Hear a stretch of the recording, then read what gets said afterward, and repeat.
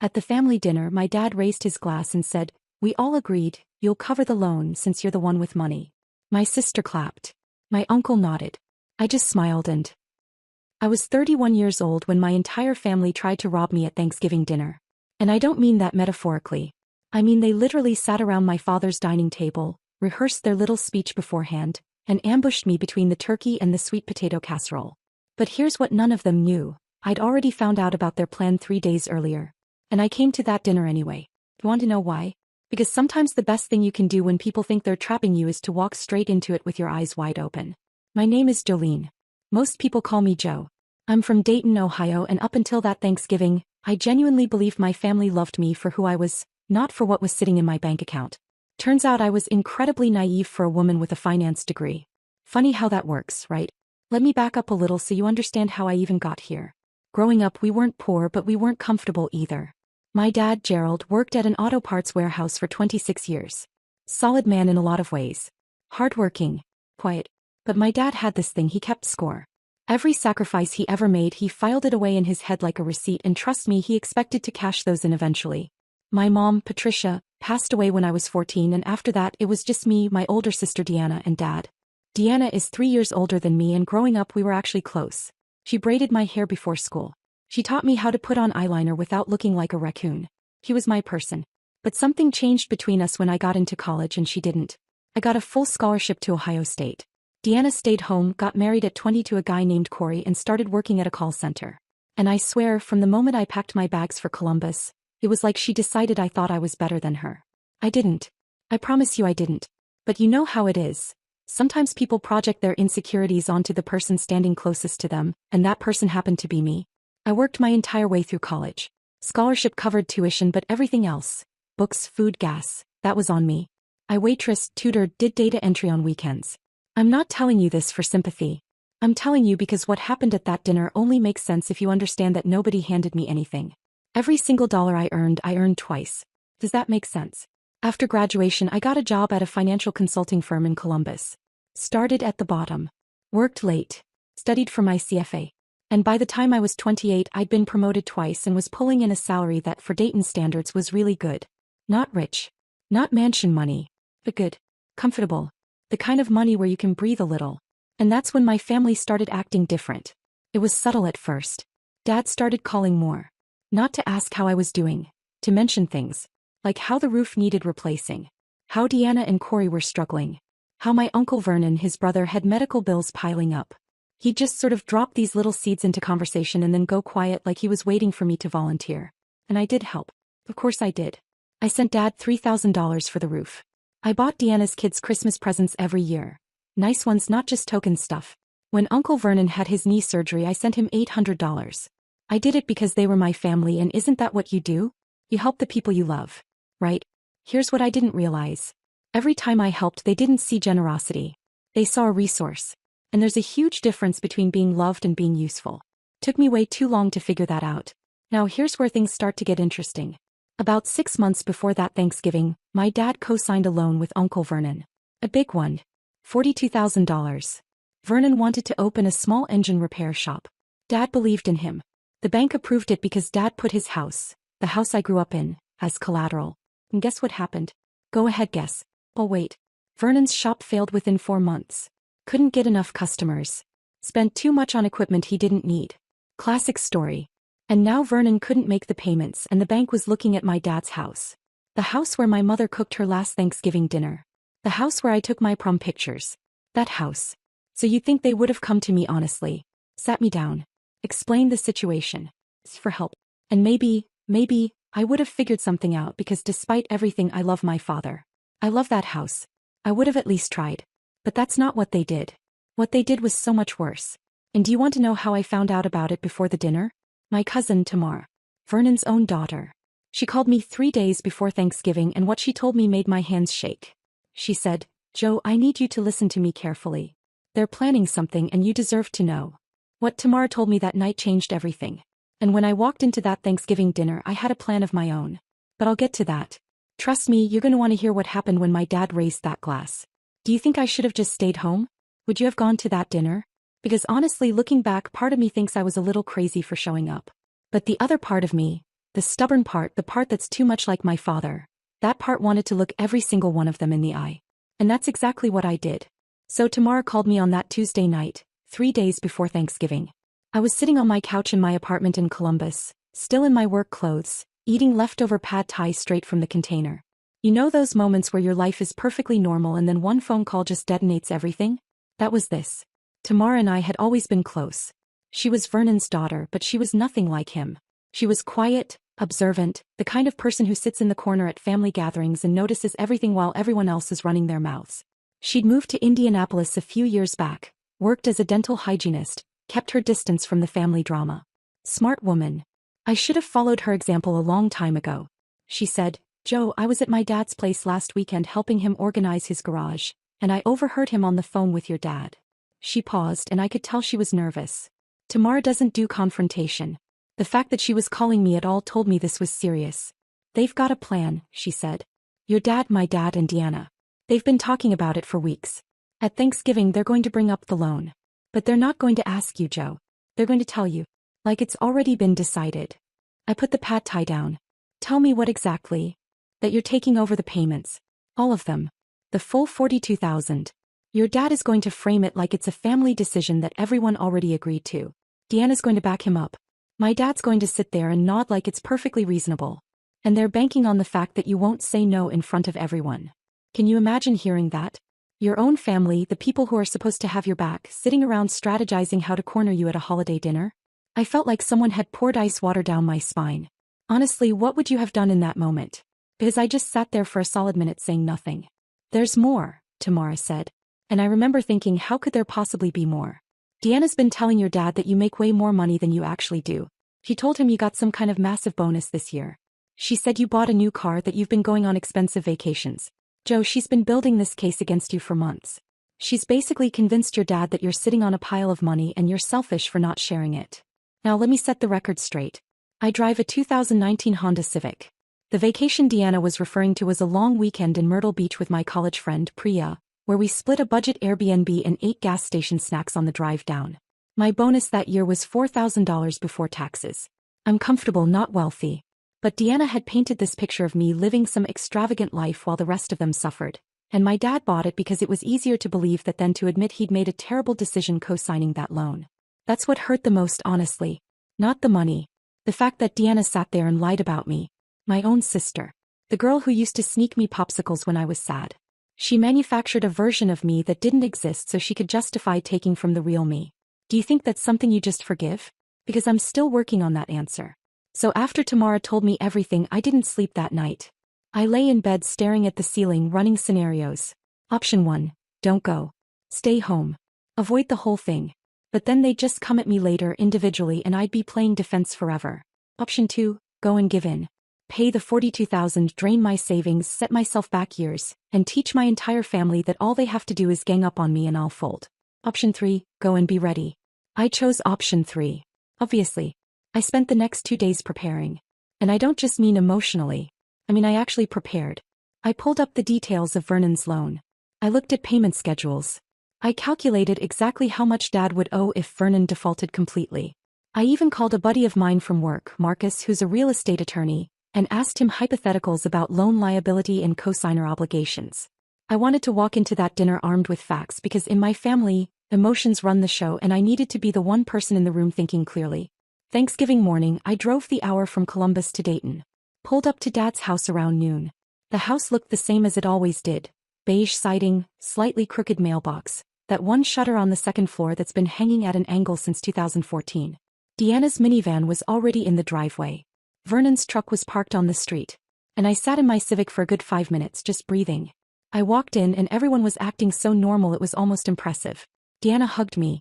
Actually hugged me. Said, "Oh my God, Joe, you look so good, have you lost weight?" As if she hadn't spent the last 3 months lying about my income to our father. Vernon was in the living room watching football, gave me that lazy wave he always does. Dad was in the kitchen and when he saw me he smiled. A real smile. And for a second, just a second, I doubted everything. I thought maybe Tamar was wrong. Maybe I'm overreacting. I wasn't overreacting. Dinner started fine. Turkey was good. Dad's actually a decent cook, I'll give him that. Deanna brought her mac and cheese, which, okay, I'll be honest, it's really good. I hate that her mac and cheese is good. It would be so much easier to be mad at someone whose cooking is terrible. Is that petty? That's probably petty. We made small talk for about 45 minutes. Deanna's husband Corey talked about his fantasy football league for way too long.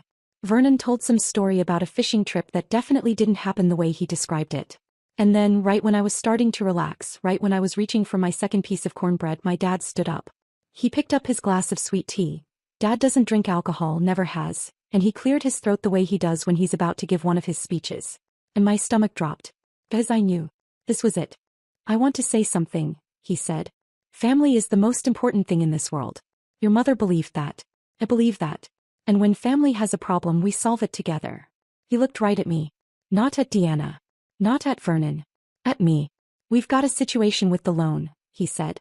Vernon's shop didn't work out, and that's nobody's fault. These things happen. But the payments still need to be made, and we all sat down and talked about it, and we all agreed. He raised his glass a little higher. You'll cover the loan, Joe. Since you're the one with the money. Deanna clapped. He actually clapped. Like he just announced something wonderful. Corey nodded along. Vernon sat there with this expression like he was trying to look humble but couldn't quite pull it off. And every single one of them looked at me like the matter was settled. And I smiled. I smiled because I'd had 3 days to prepare for this exact moment. I smiled because they expected tears or guilt or immediate compliance, and I was going to give them none of it. And I smiled because what I was about to say was going to change everything. But before I tell you what I said, I need you to understand something. That smile wasn't happiness. It wasn't forgiveness. It was the smile of a woman who was done being the family A-team. And the words that came out of my mouth next, they weren't rehearsed, even though I'd spent days thinking about this moment. They came from somewhere deep, somewhere that had been quiet for way too long. Do you think they had any idea what was coming? Because they didn't. Not even a little. I set my fork down. Fully. I didn't rush. See, the thing about being ambushed is that the people doing it expect you to react fast. Either crumble or explode. They're prepared for both. What they're never prepared for is calm. And I was so calm it was almost scary. Dad, I said. Let me make sure I understand this. You co-signed a $42,000 loan without telling me. Vernon's business failed. The bank is now coming after you. And the solution that everyone in this room agreed to, without asking me, is that I should pay for it. Nobody moved. Deanna's little clap was still echoing in my head.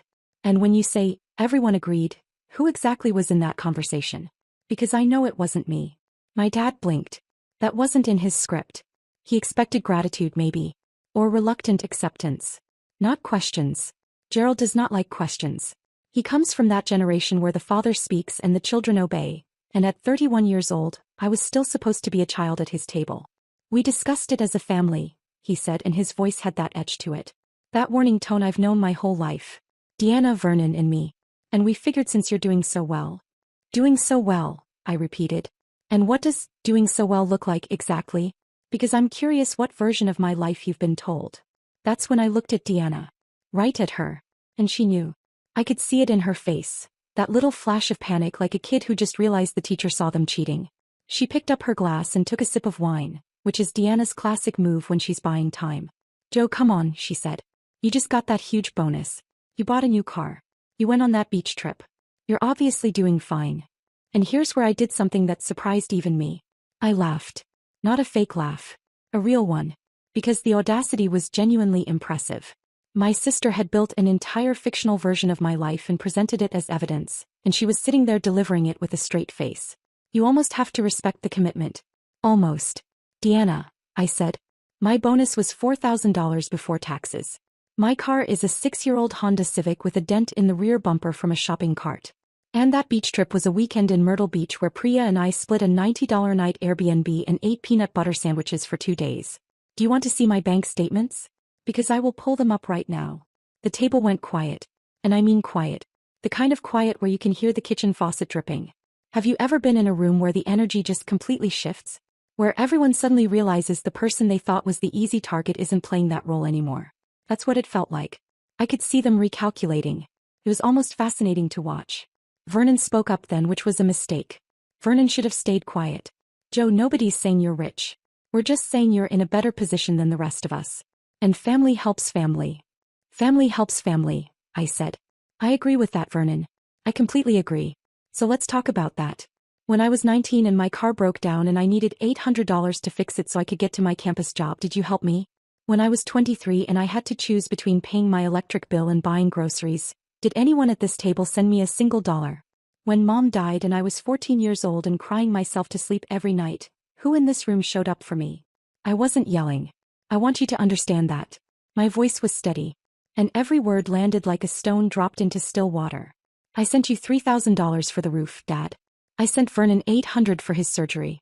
I've bought Deanna's kids' birthday presents, Christmas presents, back-to-school clothes. And not once, not one single time, did anyone in this family say thank you. You just took it and apparently decided I was a bank with no withdrawal limit. Deanna's face was red. Corey was staring at his plate like he wanted to dissolve into the mashed potatoes. Vernon was doing that thing where he rubs the back of his neck, which he does when he knows he's wrong but doesn't want to admit it. And my dad looked confused. Genuinely confused. Like it had never occurred to him that what he was asking was unreasonable. That's the part that broke my heart a little, honestly. Because I don't think my dad is a bad man. I think he's a proud man who made a bad decision and couldn't figure a way out of it, so he pointed at the person he thought would be the easiest fix.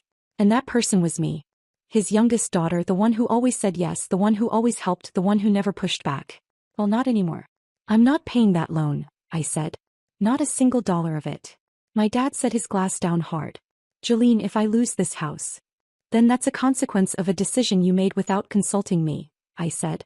You co-signed that loan. Not me.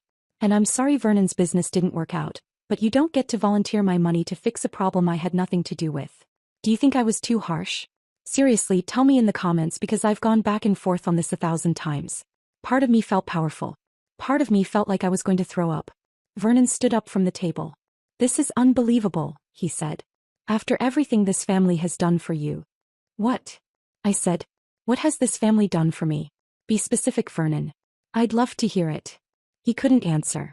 He literally opened his mouth, closed it, opened it again and then sat back down. It would have been funny if it weren't so sad. Deanna tried a different approach. She went soft. Put on that gentle voice she uses when she wants something. Joe, we're not trying to gang up on you. We're just scared. Dad could lose the house. Can't you understand that? I understand that perfectly, I said. And it terrifies me too. But the answer isn't to dump it on me because I'm the only one in this room who's been responsible with money. The answer is for the people who created this problem to figure it out. Vernon, have you looked into restructuring the loan? Dad, have you talked to the bank about extending the payment timeline? Have any of you explored a single option before deciding that I was the solution? Silence. Because they hadn't. They hadn't done any of that. I was plan A, plan B and plan C. There was no other plan. And that told me everything I needed to know about how they saw me. I stood up from the table. I folded my napkin. Patricia raced me right even if everything else was falling apart, and I said something that I'd been holding in for years. Maybe my whole adult life. I love every person in this room. But I am done being the person who gives and gives and gives and gets nothing back except more demands.